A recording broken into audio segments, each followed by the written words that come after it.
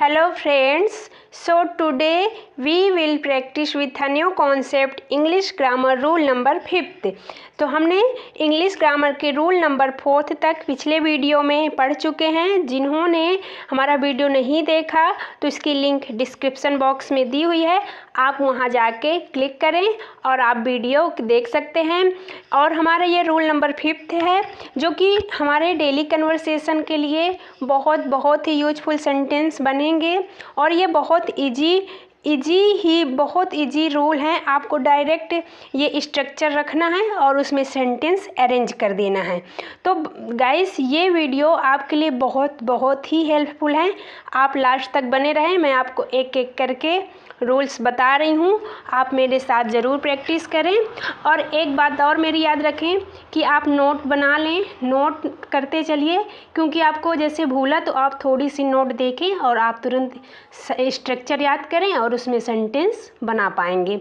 तो चलिए, हमारा वो रूल है subject plus helping verb plus while plus verb की फोर्थ फॉर्म में आईएनजी यूज होता है।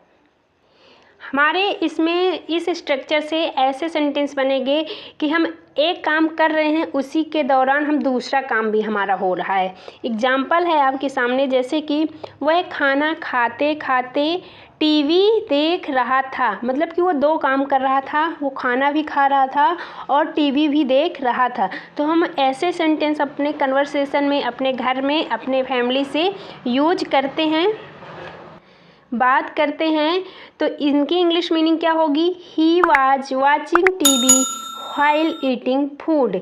देखिए, ही हमारा हो गया सब्जेक्ट, क्योंकि वह के लिए ही का यूज करते हैं। और दोस्तों, ये देख रहा था, तो हमारा टेंस किसका है? पहले तो हमको टेंस पहचानना है कि हमारा टेंस प्रेजेंट इंडेफिनिट का है कि पास्ट का है कि पास्ट परफेक्ट का है। तो ये हमारा पास्ट कंटिन्यूअस टेंस है, रहा था, है ना। तो रहा था के लिए हम वाज वर्ब का यूज करते हैं, तो वह के साथ हम वाज यूज करेंगे। फिर वर्ब हमारी वाच आ गई, तो इसमें आईएनजी, क्योंकि हमारा काम चल रहा था। फिर TV while eating food. Next है, तुम जाते जाते क्या बोल रहे थे? What were you speaking while going. अब जैसे कि इसमें हमारा सेंटेंस है क्या बोल रहे थे, क्वेश्चन किया जा रहा है कि आप जाते जाते क्या बोल रहे थे। तो ये क्वेश्चन मार्क में पहले हमारा WH वर्ड आ जाएगा, what were you speaking while going. मतलब कि जब आप जा रहे थे उस टाइम में जाते जाते क्या बोल रहे थे। तुम बैठे बैठे क्या सोच रहे थे? तो इसमें भी WH वर्ड यूज होगा, क्योंकि हमारा क्वेश्चन किया गया है what are you thinking while sitting. यहाँ पे क्वेश्चन मार्क का यूज होगा। नेक्स्ट है हमारा, वह पढ़ते पढ़ते सो गया। पढ़ते पढ़ते सो गया। ही फेल asleep while reading। ही फेल asleep while reading। मैं खेलते खेलते याद कर रहा था। हमारे दो काम हो रहे हैं, मैं खेल भी रहा था और याद भी कर रहा था। तो मैं के लिए I was remembering while playing. I was remembering while playing. तो गाइस, जैसे आपको नेगेटिव में बनाना है, ये तो हमारे पॉजिटिव वाले हैं। तो वह खाना खाते खाते टीवी नहीं देख रहा था, तो ही वाज नॉट वाचिंग कर देंगे। ही वाज नॉट वाचिंग कर देंगे। तो इस तरीके से आप नॉट वाले, नेगेटिव वाले सेंटेंस भी बना पाएंगे। आई होप आपको ये कॉन्सेप्ट पसंद आया होगा। नेक्स्ट हमारा कॉन्सेप्ट है, रूल नंबर 6 का स्ट्रक्चर है थोड़ी देर और। थोड़ी देर और करके आप ऐसे सेंटेंस बोलते हैं ना कि मुझे थोड़ी देर और पढ़ने दो, मुझे थोड़ी देर और वीडियो देखने दो, मुझे थोड़ी देर और सोने दो। तो जो थोड़ी देर और वाला वर्ड है, उसके लिए हम इंग्लिश में क्या यूज करते हैं? आ लिटिल लॉन्गर। आ लिटिल लॉन्गर। एग्जाम्पल है, मुझे थोड़ी देर और पढ़ने दो। लेट मी स्टडी आ लिटिल लॉन्गर। यहाँ पर हम लेट का यूज करेंगे थोड़ी देर और वाले में, और लास्ट में हमको आ लिटिल लॉन्गर लगा देना है। लेट मी स्टडी आ लिटिल लॉन्गर। नेक्स्ट है, मुझे थोड़ी देर और सोने दो। लेट मी स्लीप आ लिटिल लॉन्गर। आ लिटिल लॉन्गर, जैसे मुझे ये काम करने दो, तो लेट मी प्लस लगा देंगे ब प्लस लिटिल लॉन्गर, तो मुझे थोड़ी देर और खेलने दो, let him play a little longer, मुझे थोड़ी देर और सोचने दो, let me think a little longer, उसे थोड़ी देर और वीडियो देखने दो, let him watch video a little longer.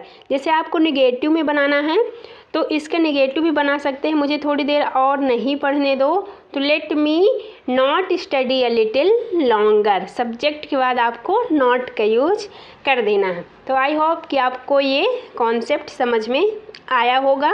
Next structure है हमारा करना पड़ेगा। जैसे कि आप बहुत सारे सेंटेंस यूज करते हैं अपने डेली लाइफ में, तो इस जैसे कि मुझे पढ़ना पड़ेगा, मुझे बात करनी पड़ेगी, इस तरीके के सेंटेंस, तो उसके लिए हमारे पास स्ट्रक्चर है subject plus will plus have two plus object. इसका मीनिंग होता है जैसे कि आपको कोई काम करना पड़ेगा, उस सेंस में आप ये वाला स्ट्रक्चर फॉलो करेंगे। जैसे कि मुझे पढ़ना पड़ेगा, मुझे पढ़ना पड़ेगा, तो मुझे के लिए आई हो गया, आई सब्जेक्ट हो गया, आई विल हैव टू यहाँ पुट कर देंगे, I will have to study, पढ़ना की मीनिंग क्या होती है स्टडी, तो I will have to study, उसे बात करनी पड़ेगी, उससे बात करनी पड़ेगी, है ना, तो उससे के लिए he will have to talk, he will have to talk.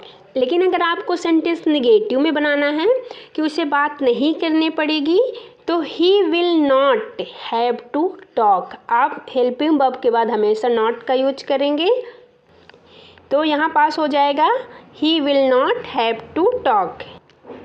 Next है तुम्हें स्कूल जाना पड़ेगा, जाना पड़ेगा, तो तुम्हें के लिए you will have to go to school, you will, अगर नहीं जाना पड़ेगा, तुम्हें स्कूल नहीं जाना पड़ेगा, तो इस सेंस में क्या बोलेंगे, you will not have to go to school. मुझे बाज़ार जाना पड़ेगा, I will have to go to market, I will have to go to market. मुझे खाना बनाना पड़ेगा, I will have to cook, अगर आप बोलना चाहते मुझे खाना नहीं बनाना पड़ेगा, तो I will not have to cook, I will not have to cook. तो गाइस ये आपके बहुत इम्पॉर्टेंट स्ट्रक्चर हैं, आपको डायरेक्ट स्ट्रक्चर याद करो और डायरेक्ट सेंटेंस इंग्लिश में बना दो और बोल दो इंग्लिश में। तो हमारा नेक्स्ट स्ट्रक्चर है जैसे कि काश मैं ऐसा कर पाता। इस तरीके से आप बहुत सारे सेंटेंस अपने डेली रूटीन में यूज करते हैं। जैसे कि आप सपोज करिए अपने कॉलेज फ्रेंड हैं, स्कूल फ्रेंड्स के पास हैं, तो आप बोल पाते काश मैं ये पढ़ाई कर पाता, काश मैं इंग्लिश बोल पाता। तो इस तरीके के सेंटेंस हम बहुत यूज करते हैं, पर उनका स्ट्रक्चर है आई विश प्लस सब्जेक्ट। पहले आपको क्या लगाना है, I wish plus subject plus could के बाद प्लस वर्ब प्लस ऑब्जेक्ट। काश मैं ऐसा कर पाता, काश मैं गोवा जा पाता, काश मैं पढ़ाई कर पाता। इस तरीके के सेंटेंसों को हम लिए ये स्ट्रक्चर फॉलो करेंगे। तो आप स्ट्रक्चर बस ज़रूर नोट कर लें और उसके नीचे एक एग्जाम्पल लिखें, आपके स्पीकिंग इंग्लिश के लिए बहुत ही हेल्पफुल होगा। तो चलिए एग्जाम्पल है हमारा, काश मैं अंग्रेज़ी बोल पाता, क्योंकि अंग्रेज़ी जैसे कि अपने इंडिया के लोगों को मैक्सिमम लोग हिंदी बोलते हैं, अंग्रेज़ी बोलना तो कोई बोला तो बहुत लोग बोलते लगते अरे वो इंग्लिश से बात करता है, तो है ना। तो आपको भी अगर अंग्रेज़ी सीखना है, इंग्लिश बोलना चाहते हैं, तो आप मेरे चैनल को ज़रूर सब्सक्राइब कर लें और जितने मैं कॉन्सेप्ट बता रही हूँ उनको एक एक करके डेली लिखते चलें। तो चलिए एग्जाम्पल है, काश मैं अंग्रेज़ी बोल पाता। तो अंग्रेज़ी अगर आपसे इंग्लिश आप बोलने लगें तो कुछ बात ही अलग है, अरे आपकी इमेज ही अलग हो जाएगी, है ना। तो I wish I could speak English, पहले आपको क्या यूज करना है, आई विश के बाद क्या है हमारा सब्जेक्ट, आई विश का सब्जेक्ट है तो मैं के लिए आई यूज होगा। आई कुड स्पीक इंग्लिश, बस इतना सा आपका स्ट्रक्चर है। काश मैं वहाँ जा पाता, I wish I could go there, there means वहाँ होता है, गो मीन्स जाना, तो I wish I could go there. काश मैं ये कर पाता, ये कर पाता, I wish I could do this, I wish I could do this.